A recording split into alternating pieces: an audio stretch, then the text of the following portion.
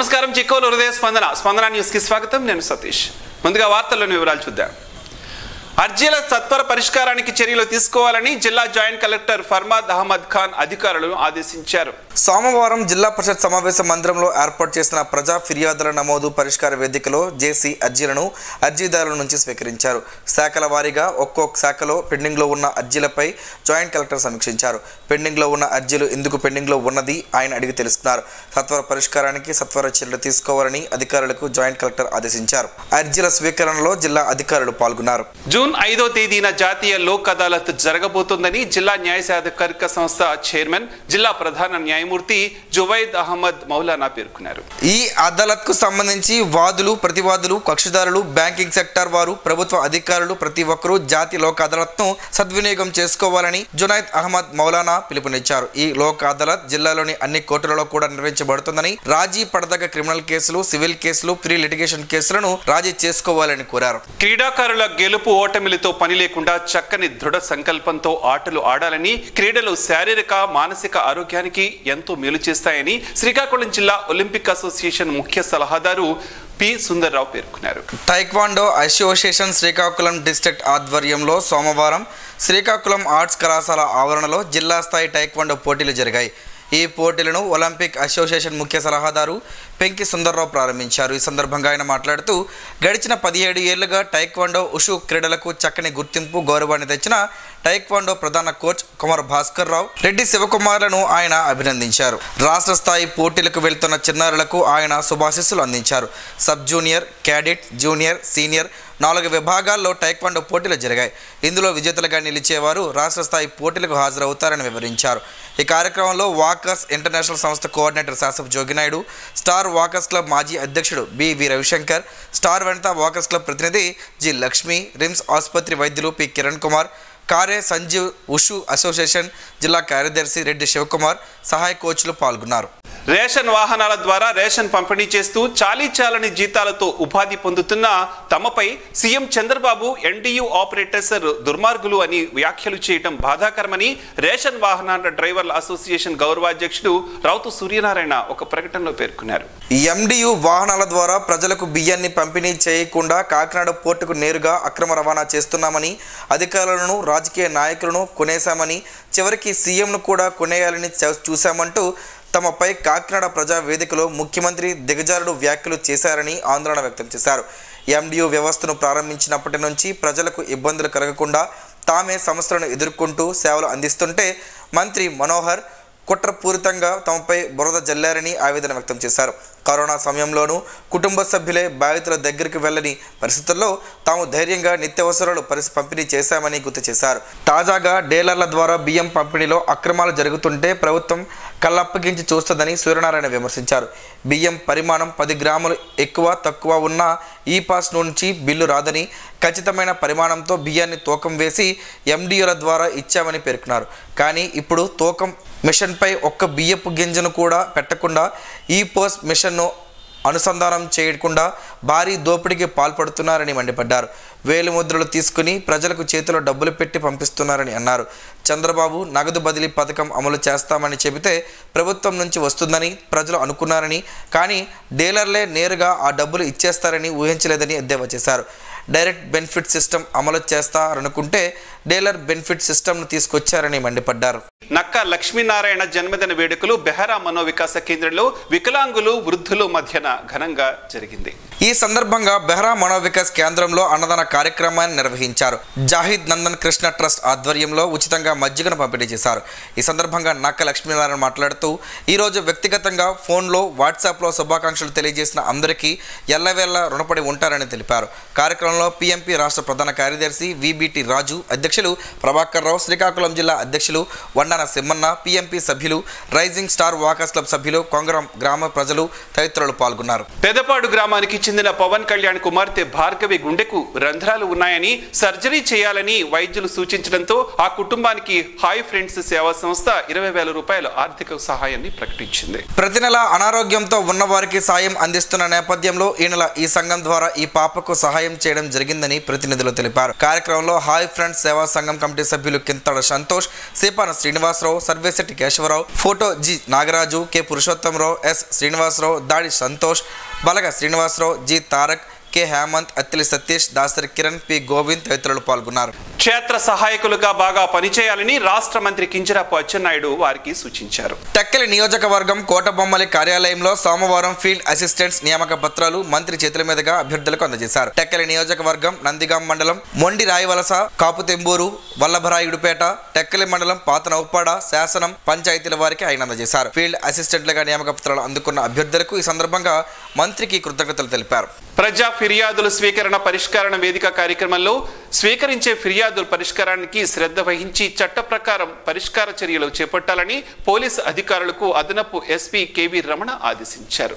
సోమవారం జిల్లా పోలీస్ కార్యాలయంలో నిర్వహించిన ప్రజా ఫిర్యాదుల స్వీకరణ మరియు పరిష్కార కార్యక్రమంలో అదనపు ఎస్పీ 51 మంది ఫిర్యాదుదారుల నుంచి వినతులు స్వీకరించి వారితో ముఖాముఖి మాట్లాడి ఫిర్యాదుదారుల సమస్యలను తెలుసుకుని పూర్తి స్థాయిలో పరిష్కరిస్తామని భరోసా కల్పించారు. ఫిర్యాదుదారుల అర్జీలు, వారి వివరాలు సంబంధిత పోలీస్ అధికారులకు తక్షణమే జూమ్ కాన్ఫరెన్స్ ద్వారా సంబంధిత పోలీస్ అధికారులకు తెలియజేసి చట్ట ప్రకారం విచారణ జరిపి బాధితులకు న్యాయం చేయాలని ఆదేశించారు. వృద్ధులు, వికలాంగుల అర్జీదారుల వద్దకు స్వయంగా వెళ్లి వారి సమస్యలను తెలుసుకున్నారు. ఆయా ఫిర్యాదులపై నిర్లక్ష్యం చేయకుండా తీసుకున్న చర్యలను నిర్ణీత సమయంలో జిల్లా పోలీస్ కార్యాలయానికి నివేదిక రూపంలో పంపించాలని అదనపు ఎస్పీ కేవీ రమణ అధికారులను ఆదేశించారు. శ్రీకాకుళం ఆర్టీసీ ఆధ్వర్యంలో నడపబడుతున్న హెవీ వెహికల్ డ్రైవింగ్ శిక్షణకు సంబంధించి 21వ బ్యాచ్ను జిల్లా ప్రజా రవాణా అధికారి ఆకాశపు విజయ్ కుమార్ సోమవారం ప్రారంభించారు. 20వ బ్యాచ్ శిక్షణ పూర్తి చేసిన అభ్యర్థులకు ఆయన సర్టిఫికేట్స్ అందజేసి అభినందనలు తెలియజేశారు. తదుపరి 22వ బ్యాచ్నకు చేరుటకు ఆసక్తి కలిగిన అభ్యర్థుల నుండి దరఖాస్తులు ఆహ్వానిస్తున్నట్లు జిల్లా ప్రజా రవాణా అధికారి ఏ విజయ్ కుమార్ తెలిపారు. లైట్ వెహికల్ లైసెన్స్, 1 సంవత్సరం అనుభవం కలిగిన 21 సంవత్సరాలు నిండిన వారు ఈ హెవీ వెహికల్ డ్రైవింగ్ ట్రైనింగ్ కు అర్హులని, మొత్తం శిక్షణ 40 రోజుల పాటు ఉంటుందన్నారు. ఆసక్తి గల అభ్యర్థులు ఈ అవకాశాన్ని వినియోగించుకొని ఉపాధి అవకాశాలు మెరుగుపరుచుకోవాలని సూచించారు. క్రీడా స్ఫూర్తిని జర్నలిస్టులు కొనసాగించాలని శ్రీకాకుళం జిల్లా జాయింట్ కలెక్టర్ ఫర్మార్ అహ్మద్ ఖాన్ సూచించారు.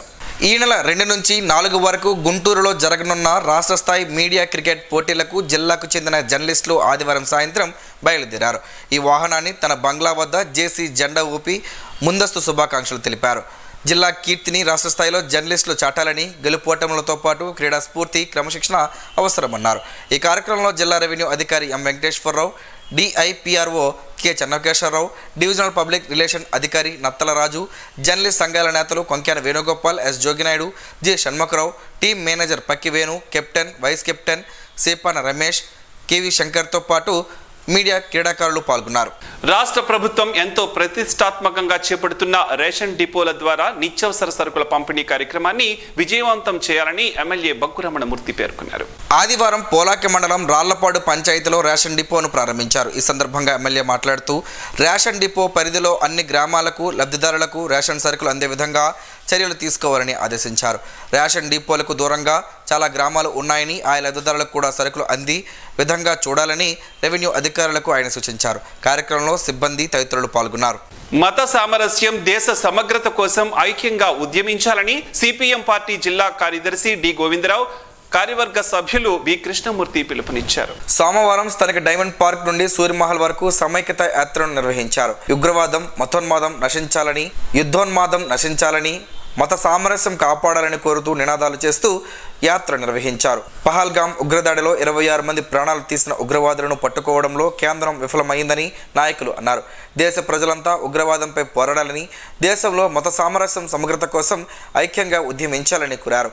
ఈ ర్యాలీలో P Tejeswararao, R Prakash, K Suraiah, M Satyam, B Lakshmi, P Sudhakar, D Chandu, D Parvateesam తదితరులు పాల్గొన్నారు. జనసేన పార్టీ ఆధ్వర్యాన జూన్ 4వ తేదీన పండగ చేసుకుందాం అని నూతన కార్యక్రమాన్ని చేయనున్నట్లు జనసేన పార్టీ ఉమ్మడి శ్రీకాకుళం జిల్లా అధ్యక్షుడు పిసిని చంద్రమోహన్ పేర్కొన్నారు.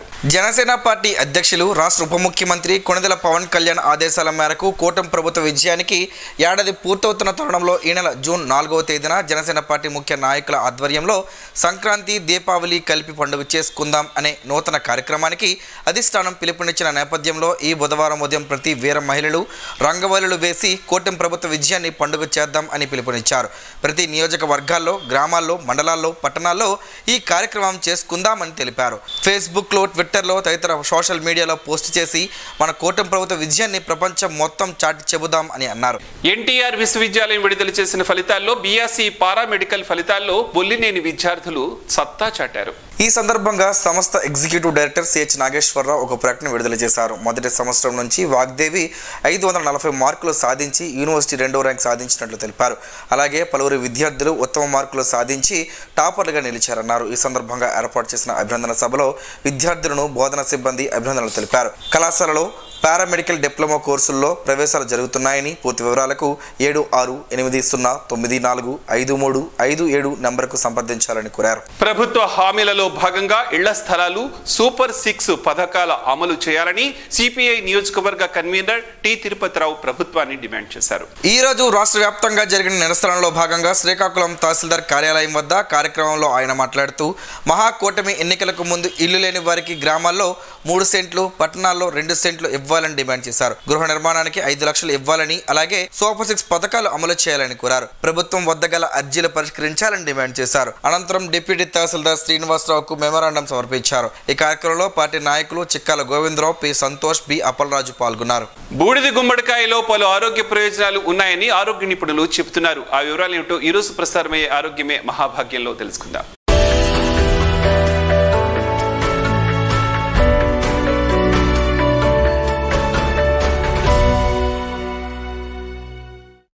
బూడిద గుమ్మడికాయను తినడానికి చాలా మంది ఇష్టపడరు. కానీ బూడిద గుమ్మడికాయలో పోషకాలు ఎక్కువ, క్యాలరీలు తక్కువ. దీనిలో విటమిన్లు, ఖనిజాలు పుష్కలంగా ఉంటాయి. దోసకాయ రుచిలాగే ఉండే గుమ్మడికాయ ఉపయోగాలు బోలెడు. నీటి శాతం ఎక్కువగా ఉండే బూడిద గుమ్మడికాయలను స్మూతీలు, జ్యూస్లు, సలాడ్ల రూపంలో ఆహారంలో చేసుకోవచ్చు. ఇందులో ఫైబర్ పుష్కలంగా ఉంటుందని ఆరోగ్య నిపుణులు చెబుతున్నారు.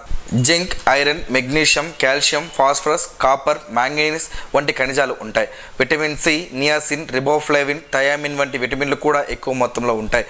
ఇంకా ఆల్కలాయిడ్లు, టానిన్లు, గ్లైకోసైడ్లు, ఫినైల్స్, ఫ్లావోనాయిడ్లు వంటి ఫైటోకెమికల్స్ కూడా అధికంగా ఉంటాయి. ఆహారంలో భాగం చేసుకోవడం వల్ల శరీరంలో చెడు కొవ్వు చేరనీయకుండా కాపాడుతుంది. తరచూ తినడం వల్ల జ్ఞాపశక్తి పెరుగుతుంది. దీనిలో ఉండే ఫోలేట్ పుట్టుకతో వచ్చే లోపాలను నివారించడానికి కూడా సహాయపడుతుంది. మధుమేహ బాధితులు శరీరంలోని చక్కెర స్థాయిలను నియంత్రణలో ఉంచుతుంది. క్షయ, రక్తహీనతను తగ్గించడానికి సహాయపడుతుంది. పేగుల కదలికలను నియంత్రించడంలో సహాయపడుతుంది. ఆంత్రము, చిన్న ప్రేవులు లేక పెద్ద ప్రేవుల్లోని అసౌకర్యాన్ని తగ్గిస్తాయి. పీచు, పొటాషియం ఉండడం వల్ల అధిక రక్తపోటును నిరోధిస్తుంది. మూత్రపిండాల్లో రాళ్ళు ఏర్పడడానికి కూడా నిరోధిస్తుంది. కంటి చూపు మెరుగుపడడానికి తోడ్పడుతుంది. ఇందులో ఉండే యాంటీ ఆక్సిడెంట్లు, విటమిన్ సి కాలేయ ఆరోగ్యాన్ని కాపాడతాయి. జుట్టు పెరుగుదలకు సహాయపడుతుంది. అయితే జలుబు, ఆస్తమా, సైనసైటిస్ సమస్యలు ఉన్నవారు వీటిని తీసుకోకపోవడం మంచిదని, ఎందుకంటే దీనిలో శరీరాన్ని చల్లబరిచే గుణాలు ఉంటాయని ఆరోగ్య నిపుణులు చెబుతున్నారు. ఈ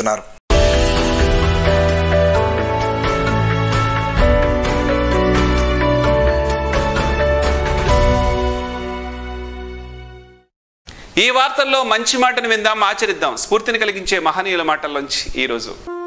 జీవనం గమనం గమ్యం. ఋషి చింతన. 5 సంవత్సరాలకు ఒకసారి నమ్మించువాడు రాజకీయ నాయకుడు. జీవితకాలం నమ్మించువాడు గురువు.